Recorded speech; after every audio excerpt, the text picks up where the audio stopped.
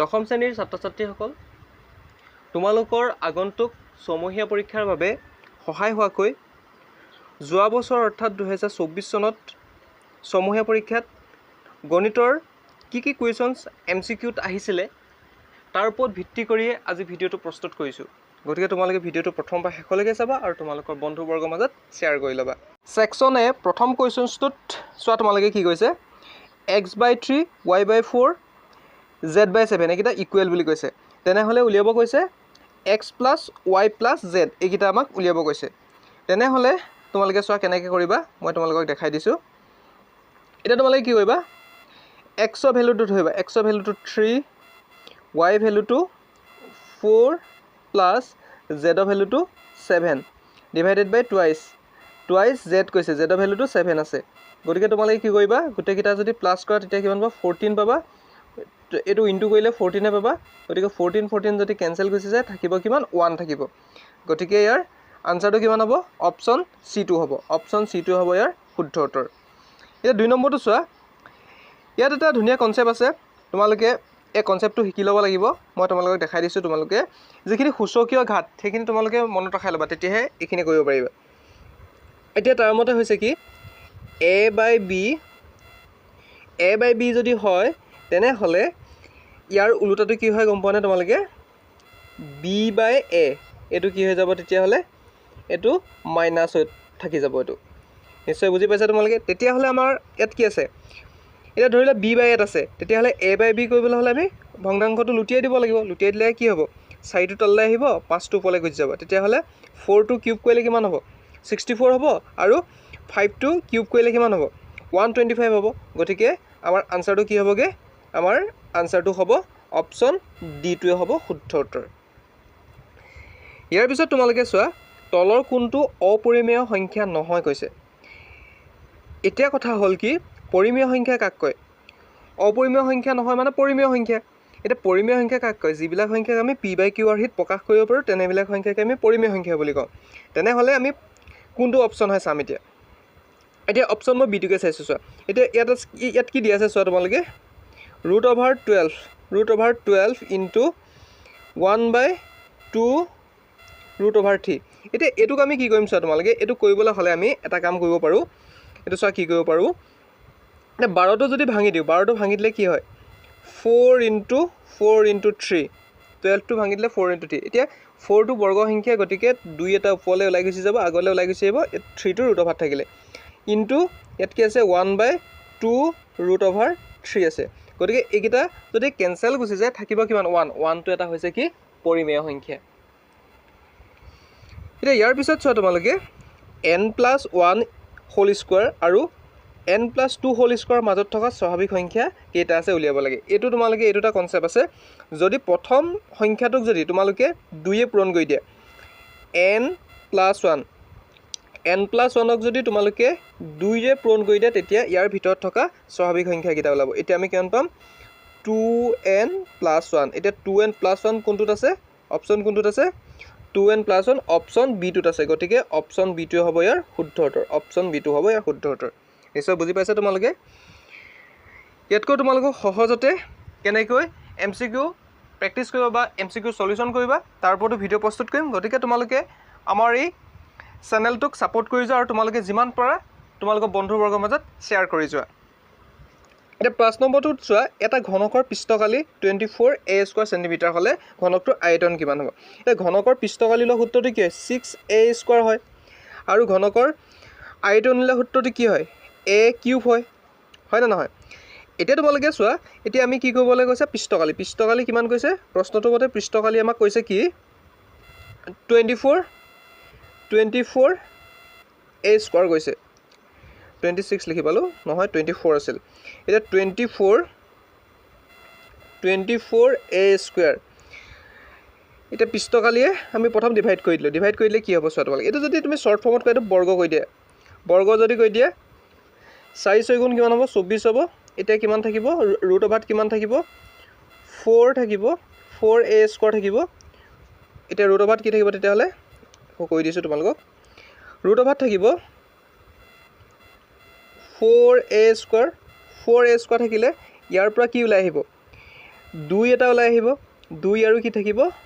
a এটা ওলাই আহিব স্কয়াৰ ৰুট অফ কেনসেল কৰিছে এটা ওলাই আহিব এটা চোৱা তোমালোকে ইয়াক যদি আমি কিউব কৰি দিওঁ কাৰণ কেলে আমি কৰিব লগা হৈছে এটো ঘনকৰ আয়তন লিবা আয়তন লে সূত্ৰটো হৈছে a কিউব গতিকে ইয়াক কিউব যদি কৰি দিয়া হয় তেতিয়া হলে কি হ'ব 2 2 4 2 4 8 a কিউব হ'ব নিশ্চয় বুজি পালা তোমালোকে মই কেনেকৈ উলিয়ালো এটো অপচন কোনটো শুদ্ধ হ'ব অপচন b2 এ শুদ্ধ হ'ব ইয়াৰ সো তোমালোকে অপচন b2 কি হ'ব শুদ্ধ উত্তৰ হ'ব ইয়াৰ পিছত 6 নম্বৰ কোৱেশ্চনটো চোৱা তোমালোকে ইয়াৰ প্ৰামাণিক ৰূপটো উঠিছে এই প্ৰামাণিক ৰূপটো উলিয়াবলৈ হলে আমি কৰিব লাগিব কি চোৱা এটা ইয়াত প্ৰথমে ইয়াৰ দশমিক এটা দিছাম মই কেনেকৈ উলিয়াইছো তোমালোকে চোৱা ইয়াত মই লিখিলো 4500000 এতিয়া আমি শূন্য আমি সামতে এই ফালৰ পৰা হিচাপ কৰিম 1 2 3 4 5 টা আছে 4 পইণ্ট এটা দিম 4.5 আছে ইনটু 10 to the power ইয়াৰ পৰা এই পইণ্টলৈকে দিলো ইয়ালৈকে আমি হিচাপ কৰিম কেই ঘৰ আছে 1 ঘৰ 2 ঘৰ 3 ঘৰ 4 ঘৰ 5 ঘৰ আছে 10 to the power 5 হ'ব এটো কোনটোত আছে অপচন এ টোত আছে অপচন এ টোত হ'ব অপচন এ টো হ'ব ইয়াৰ শুদ্ধ উত্তৰ অপচন এ টো হ'ব শুদ্ধ উত্তৰ নিশ্চয় বুজি পাইছা তোমালোকে মই কেনেকৈ এমসিকিউ খিনি অতি সহজতে সলভ কৰিবলৈ বিচাৰিছো তোমালোকেও তেনেকৈ কৰিব লাগিব তেতিয়াহে কৰিব পাৰিবা যেতিয়া তোমালোকৰ কনসেপ্টবোৰ ক্লিয়াৰ থাকিব এতিয়া 7 নম্বৰ কোৱেশ্চনটো চোৱা তোমালোকে দুটা সহমৌলিক সংখ্যাৰ লসাগু সদায় কি হয় হেতু তোমালোকে চাব লাগিব সদায় সংখ্যা দুটাৰ পূৰণফল হয় সংখ্যা দুটাৰ পূৰণফল এটো হ'ব শুদ্ধ উত্তৰ এটা দাবী আৰু যুক্তি লাহিছো n² - 1 আৰু n+1 ৰ গসাউ n+1 আৰু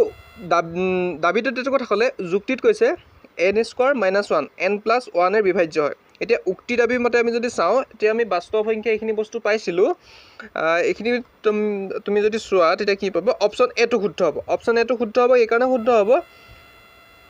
কাৰণ r এৰ শুদ্ধ ব্যাখ্যা কৰিছে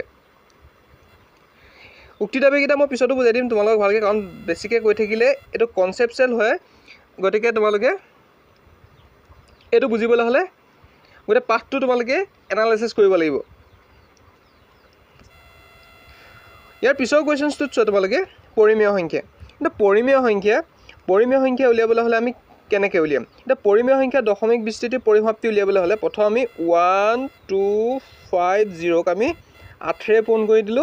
14587 কো আমি 8 ৰে পূৰণ কৰি দিলো 8 ৰে পূৰণ কৰি দিয়াৰ লগে লগে কি হলগে এটো কি হবগে 1000 এটা 4টা 0 5টা 0 হ'ব তেনে হলে আমাৰ দশমিকটো কেই ঘৰ থাকিব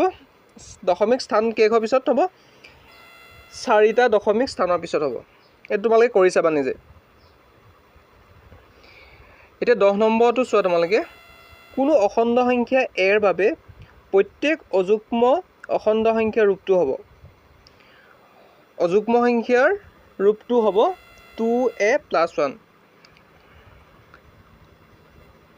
ইয়াৰ পিছত চোৱা তোমালোকে 11 নম্বৰ কোৱেশ্চনটো 455 আৰু 42 গসাউ 42m - 119 হলে m ৰ মান কিমান হ'ব m ৰ মান কিমান হ'বগে এটো কৰি চাবা তোমালোকে মই গুটেখিনি যদি কৈ যাও ভিডিওটো বেছি দীঘল হয় গতিকে তোমালোকে কমেন্টত জনাই দিবা এটো কেনেকৈ কৰিব লাগে মই তোমালোকক শিকাই দিম এতিয়া অপচন কি হ'ব থিটোৱে হ'ব শুদ্ধ উত্তৰ এই তলৰ উক্তি দুটাৰ পৰা শুদ্ধ বিকল্পটো বাছি উলিওৱা ইয়াত কৈছে দুটা সংখ্যাৰ গসাউ হৈছে সংখ্যা দুটাত থকা প্ৰত্যেকটো সাধাৰণ মৌলিক উৎপাদকৰ ক্ষুদ্ৰতম ঘাতৰ পূৰণফল হেতু ভালকে চাবা তোমালোকে তাৰ পিছতো কৈছে দুটা সংখ্যাৰ লসাগু হৈছে সংখ্যা দুটাত থকা প্ৰতিটো মৌলিক উৎপাদকৰ বৃহত্তম ঘাতৰ পূৰণফল এতিয়া তুমি এই দুইটা উক্তিয়ে বা দুইটা উক্তি তোমালোকে শুদ্ধ বুলি ক'ব পাৰিবা কাৰণ আমি জানো যে কি গসাগু আৰু লসাগু তে গসাগু হৈছে কি আটাইতকৈ ক্ষুদ্ৰতম যেটো সংখ্যা হেতু হৈছে কি গসাগু আৰু লসাগু হৈছে কি যেটো মানে বৃহত্তম ঘাতৰ পূৰণফল তোমালোকে নিশ্চয় কৰিছে এইখিনি গতিকে তোমালোকে অলপ সাইডলে কথাখিনি বুজি পাবা এতিয়া 13 নম্বৰ কোৱেশ্চনটোত কৈছে 1 আৰু -2 শূন্য বিশিষ্ট বহুপদটো হ'ল এই বহুপদটো উলিয়াবলৈ হ'লে তোমালোকে এটা সূত্ৰ মনত ৰাখিব লাগিব x² minus alpha plus beta whole into x plus alpha into beta এই সূত্ৰটো তোমালোকে জানিব লাগিব ইয়াৰ মতে তোমালোকে মানবোৰ বহাই দিয়া এতিয়া শূন্য বিশিষ্ট বহুপদ তেতিয়াহ'লে তোমালোকে এটা কথা গম পাবা যে ইয়াৰ আনসাৰটো কি হ'ব অপচন কি হ'ব বি2 হ'ব ইয়াৰ ওপৰতো তোমালোকে ভিডিঅ' প্ৰস্তুত কৰিম গতিকে তোমালোকে আজি MCQ কেনেকুৱা ধৰণৰ আহিব তাৰ ওপৰতে তোমালোকে চাই যোৱা নেক্সট ভিডিঅ'ত তোমালোকক মই ইয়াৰ এনালাইসিস আৰু ভালকৈ তোমালোকক বুজাবলৈ চেষ্টা কৰিম এটা তোমালোকে 14 নম্বৰ কোৱেশ্চনটো চোৱা px² plus qx plus r equal 0 সমীকৰণটোৰ বাস্তৱ মূল আছে বুলি সিদ্ধান্ত ল'বলৈ কোনটো চৰ্ত উপযুক্ত হ'ব এটা তোমালোকে ইয়াৰ শুদ্ধ উত্তৰটো তোমালোকে অপচন ডি2 দিব লাগিব কাৰণ 0তকৈ p2 কি হ'ব লাগিব ডাঙৰ হ'ব লাগিব কিন্তু q2 0তকৈ সৰু হ'ব লাগিব এটা 15 নম্বৰটো চোৱা